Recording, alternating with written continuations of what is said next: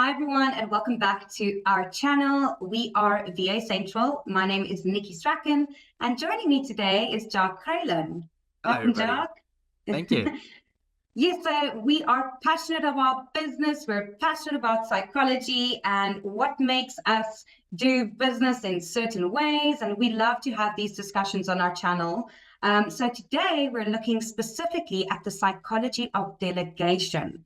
And we're very excited about this topic. Why? Well, I mean, in my meetings with our clients maybe on let's say a weekly basis, we find clients that say, I'm so scared to hand over tasks in my business.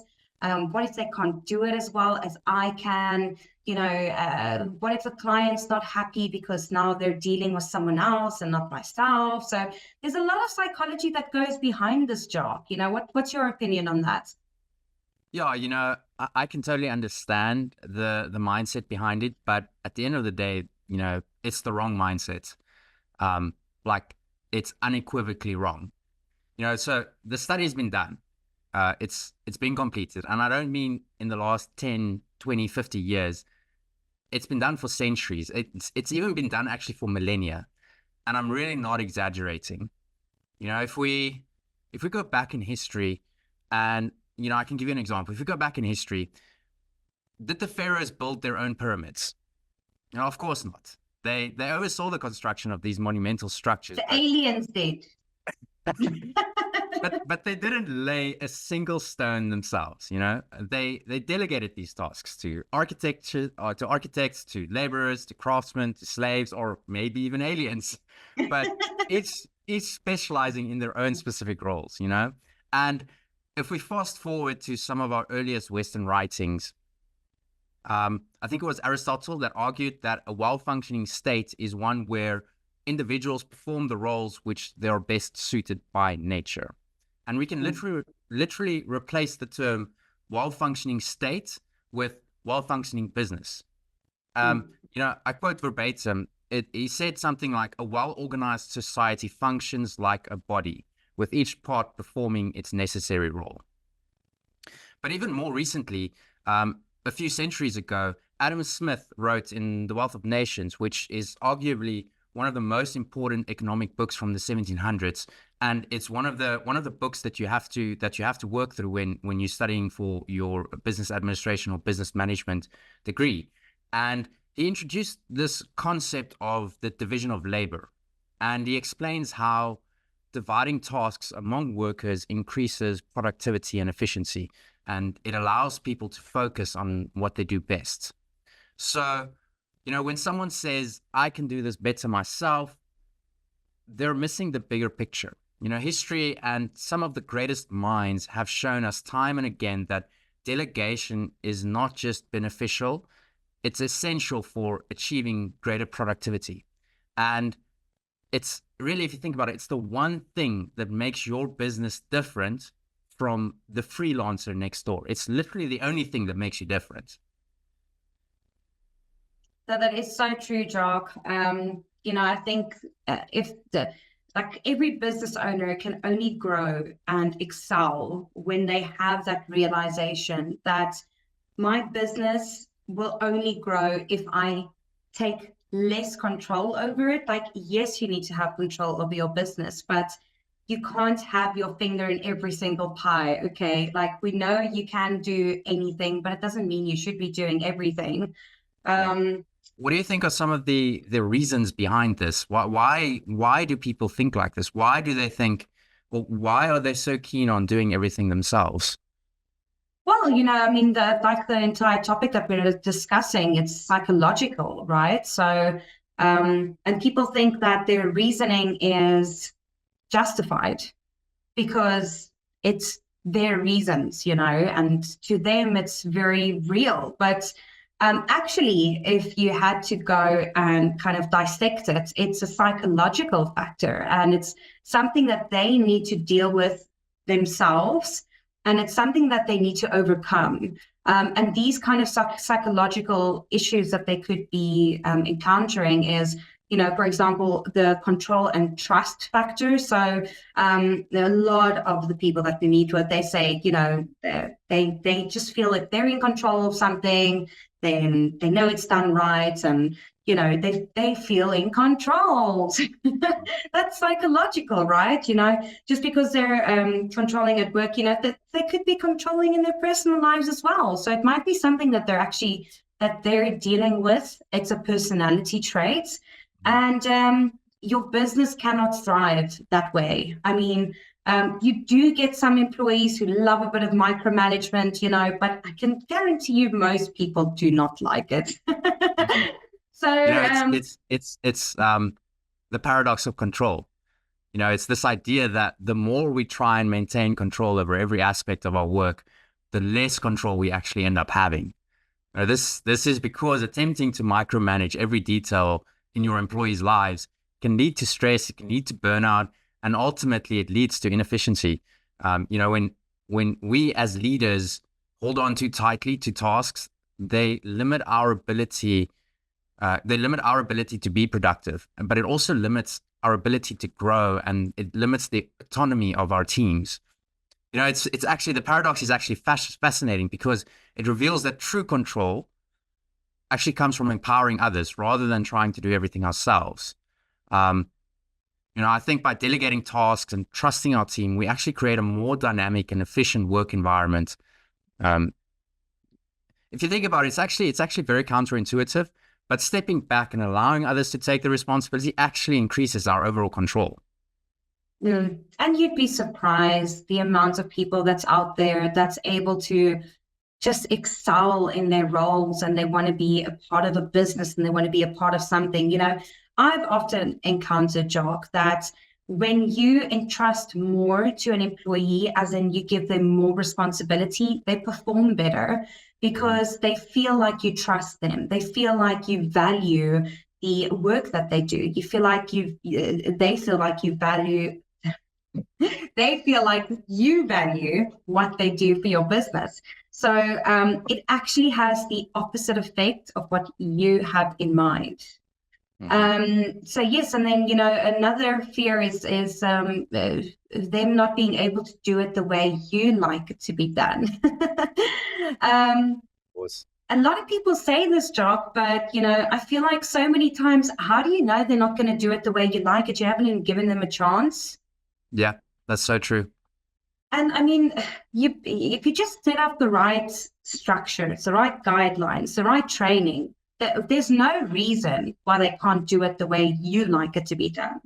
So it's not actually a factor of being scared that they can't do it your way. It's just you not wanting to put in all the hours of training.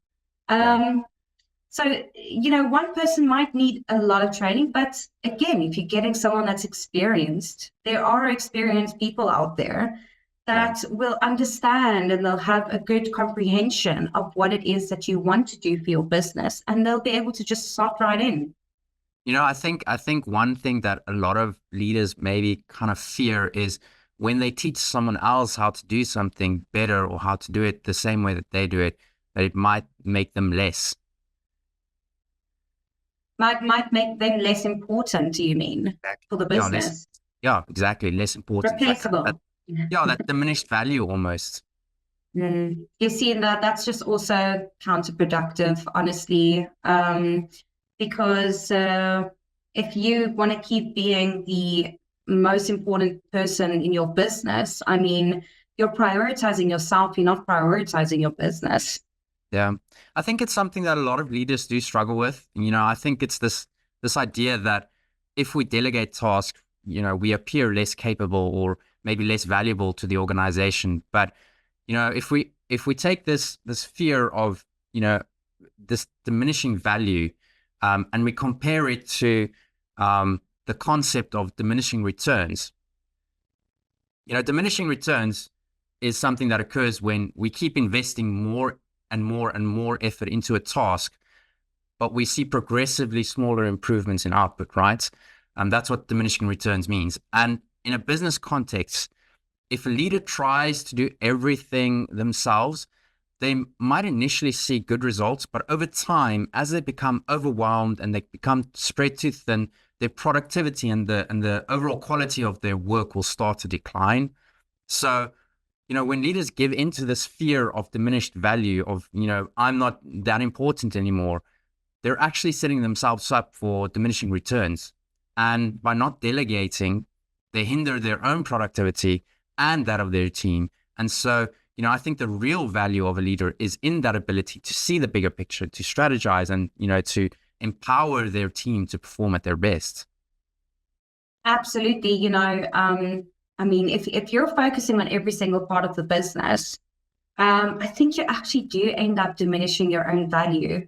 And that's the funny thing, is that's the exact fear you have. So it has the exact opposite effect, because this is another thing we love to say, is you need to calculate what's your time worth. Okay, so you go and you do this calculation, you have a look at what do you earn per year, break that down into an hourly rate.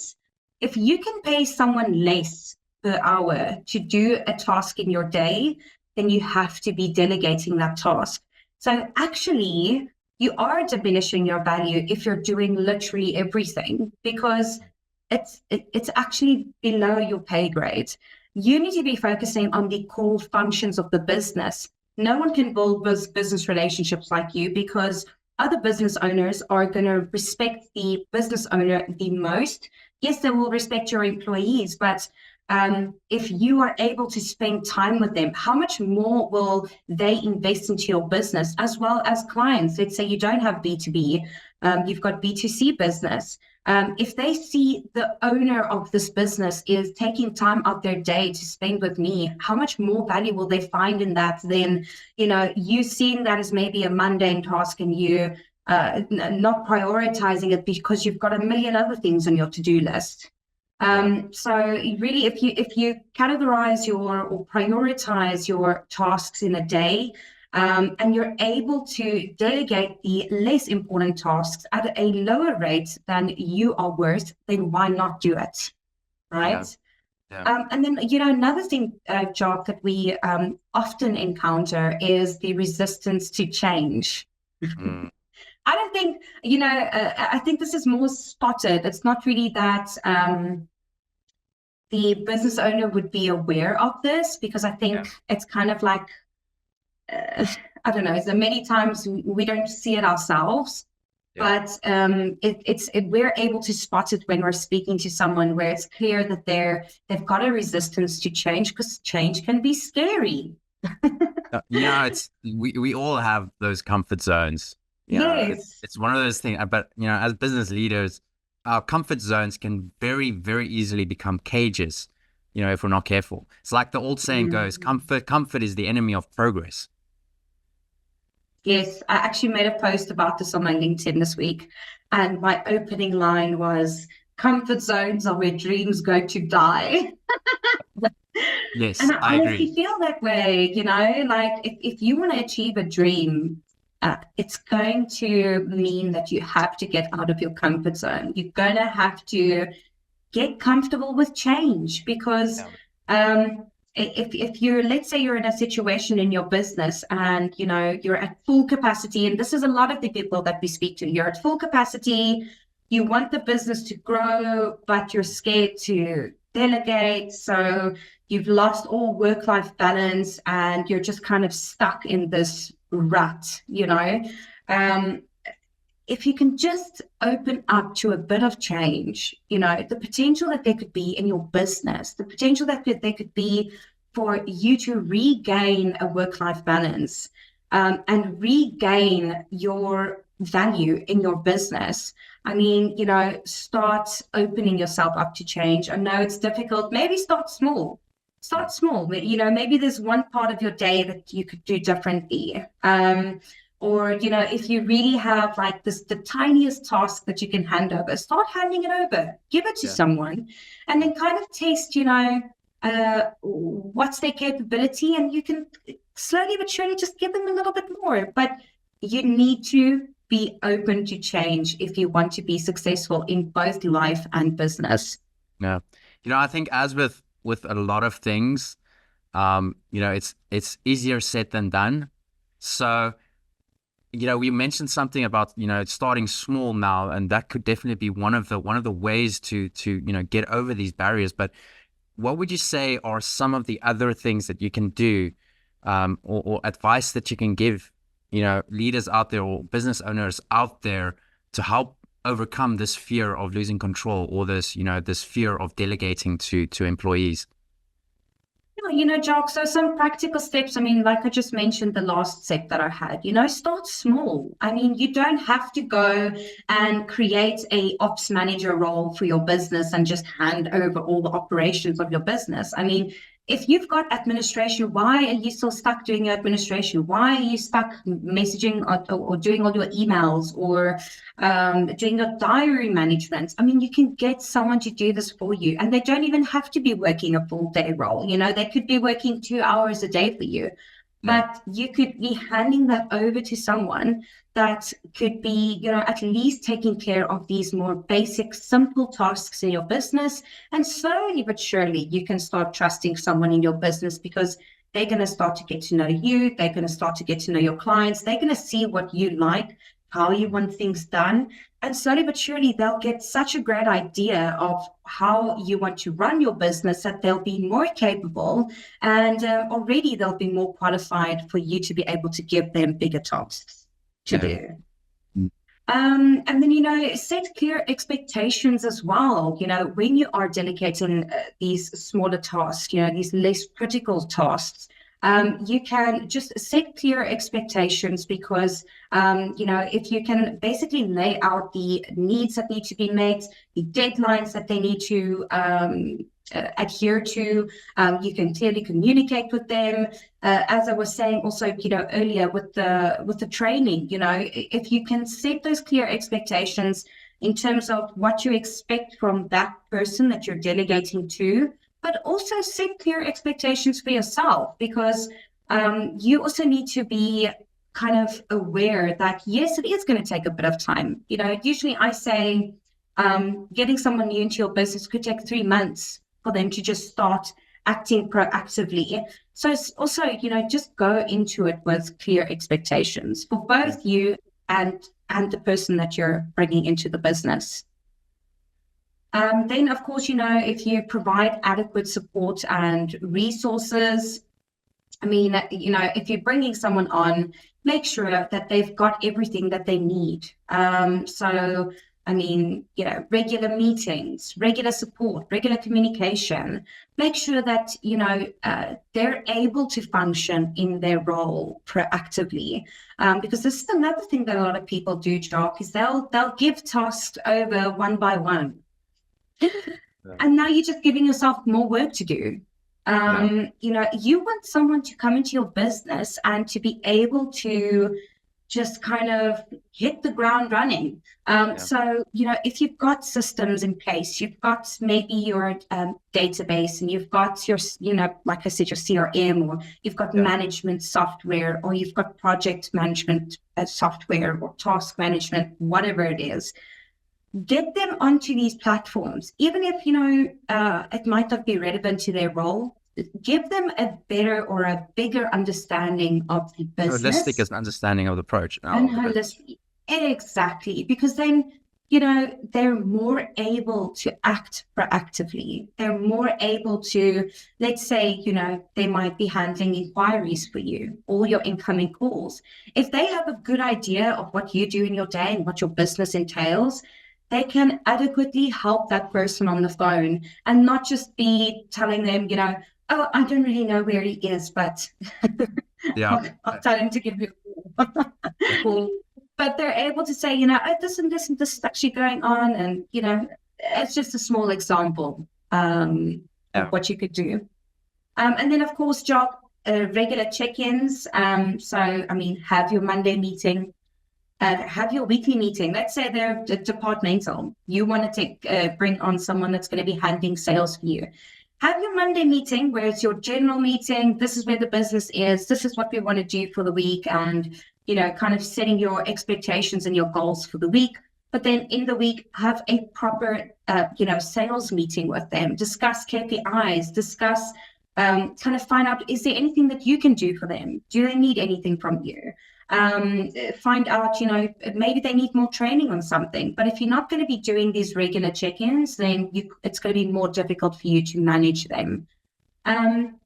Then recognizing and rewarding success is a big one, because this is really going to improve the morale of whoever you have brought into your business.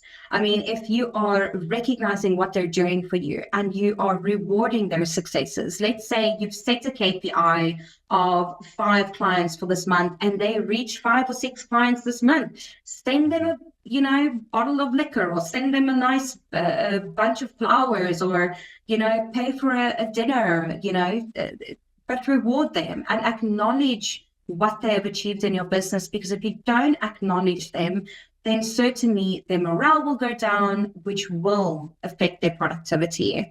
A happy employee is the best working employee. I can guarantee you that.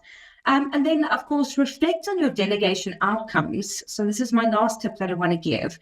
So regularly assess, your delegation processes and how it's working, so that you can identify possible areas where you can improve. For example, you might have a meeting with this employee of yours, and you might just ask them, is there anything I can improve on? And start an open conversation with them and find out from them, is there anything that you can improve on? Because if you have this open conversation, they might say, you know what, when you ask me to do this task, it would be great if you could include that, or if you could create a folder for this or that, we could do more regular check-ins. And then you can really kind of assess the quality of your delegation and whether there are any areas to improve, because it is a skill. There is the psychological factor to it, but there's also the practical skill aspect to it, where you're going to have to learn this new skill. So that open communication would, really help in improving your delegation. So Jacques, just based off that, what's your thoughts? Anything that you want to add? I think it also comes down to trust. Like you mentioned earlier, I think trust is the foundation upon which successful delegation is built. Without trust, delegation by itself can actually become a source of anxiety and frustration, rather than a tool for growth and efficiency. And building trust within a team, it's a continuous process, and it involves both you as a leader, you as a business owner, and the team members. From the business owner's side, from the leader's side, you need to demonstrate trust in your team's abilities. And on this, I always say it's better to hire for attitude over maybe perhaps skill, because attitude you can always work with and skills can be taught. So this means giving team members the autonomy to complete tasks in their own way, without micromanaging every little detail. It means trusting your team to handle responsibilities, and it empowers them to boost their own confidence as well, which can lead to better performance and innovation. And on the other hand, team members also need to be able to trust that their leaders will provide the necessary support and resources, like you just mentioned, Niki. This includes the training, the guidance when needed. It includes being available to answer questions, providing constructive feedback every now and again, checking in with them, just like Niki mentioned now. When team members feel supported, they are more likely to take ownership of their tasks, and they're more likely to deliver high quality results, and they're more likely to give it their all. 100%. The more they feel valued, the more they are going to just excel in your business. Absolutely. So, I would love to add some ending thoughts as well.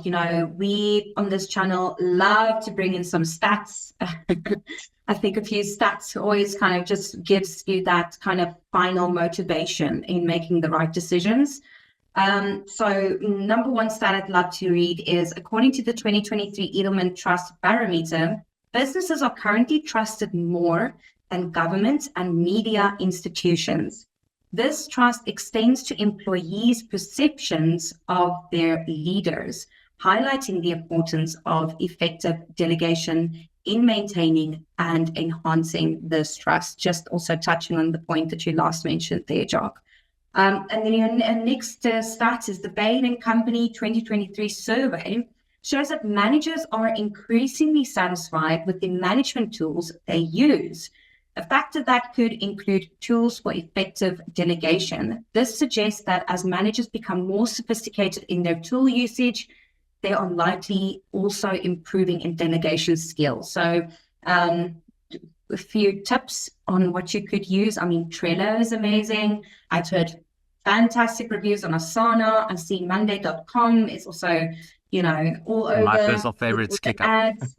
Oh, there we go. ClickUp. I haven't even heard of that one yet, but it just shows you there's so many platforms available. So, make use of tools. They've been created to help us. And then the last that I'd like to read is, a survey conducted by McKinsey revealed that 2/3 of business leaders see their organizations as overly complex and inefficient, which could be mitigated by effective delegation strategies that empower employees and streamline processes. That's quite a startling statistic, I think, if you're looking at 2/3 of business leaders are saying this about their organizations.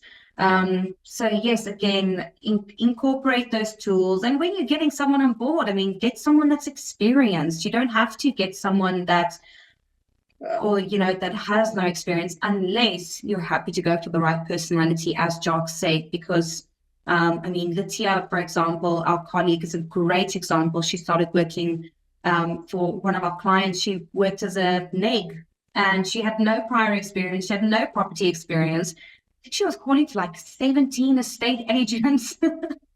And she was like the top performer in the company. So you could also just look at personality. But what I'm trying to get down to is, if you can learn to effectively delegate and learn to trust, your business can only move forward. Yeah, absolutely. I think we've pretty much covered, we've done a holistic coverage of the topic, but there is a book I'd like to recommend everyone who's watching that they read it. It's called The 1 Minute Manager Meets the Monkey by Kenneth Blanchard. Yeah, and it uses this metaphor of, you guessed it, a monkey, where the monkey represents a task or a problem or a responsibility. And the central metaphor is that every time a manager takes on a task from a team member, they are essentially taking the monkey off of the employee's back and putting it on their own. And this transfer of responsibility creates a situation where managers are overburdened with tasks that should be handled by their team, leading to stress and inefficiency.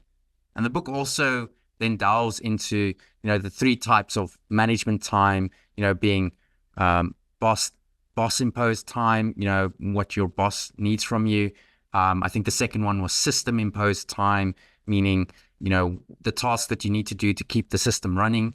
And then you get self-imposed time, which is, tasks that you put on yourself or that is forced on you from a colleague or something like that. And along with that, it also, explores the 5 steps of monkey management. It goes on to explore other important management philosophies, but the central lesson is the importance of empowering team members to handle their own tasks. And I think it's a really good book for any business leader who wants to grow their business. It's a good book to read. That sounds fantastic, Jacques. I want to read that book. We'll put the link to the book in the comments below. Yes, absolutely. You also just reminded me about a book that I read last year, and it's by Brianna West, and it's called The Mountain Is You.